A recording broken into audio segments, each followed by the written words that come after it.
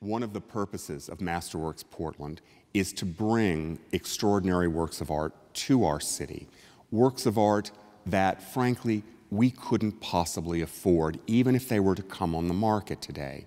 And works like this have not been on the market in many, many decades. They've all been collected up by museums. They're no longer available. One finds small works by El Greco on the market, early works in particular, but the likes of this, it's gone.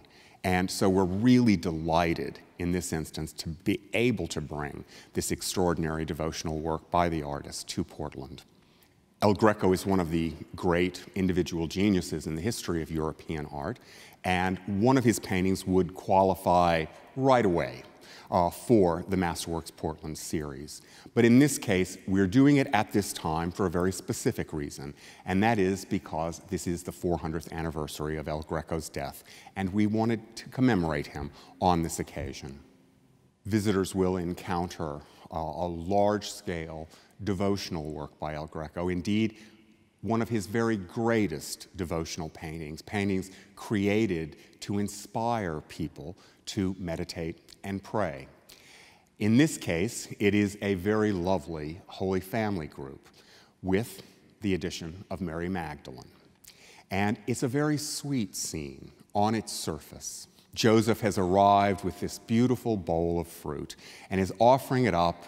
The Madonna has picked up 2 pieces and is offering it to the Christ child. It's a moment of sweet domestic bliss. And in this work, people will see El Greco working really in a very different way than he normally does. Normally, he doesn't show figures full face with an expression. Expressions on faces aren't really a fundamental part of his art, but in this work, certainly they are. And we see this haunting look of the Madonna, looking out beyond us, not at us, but beyond us, as she thinks about the coming events in her child's life, knowing that this sweet moment of domestic bliss will, when he grows up, lead to his death.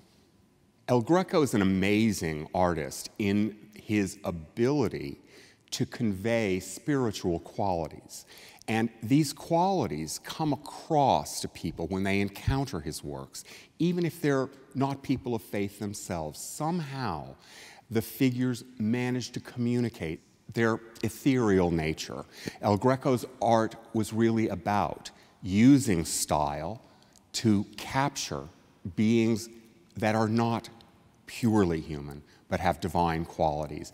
And his conveyance of those divine qualities, I hope people will see, regardless of whether they're believers or not. He's a very popular artist, and one wouldn't necessarily expect this, considering the anti-naturalistic qualities of his art. But those very qualities, and we have to remember that with El Greco, we've lived through and watched a 20th century abstraction. And so we view him very differently than his contemporaries would have viewed him. And those connections with modern art make him an artist that's very, very engaging to people as they try to sort out this style and what it means.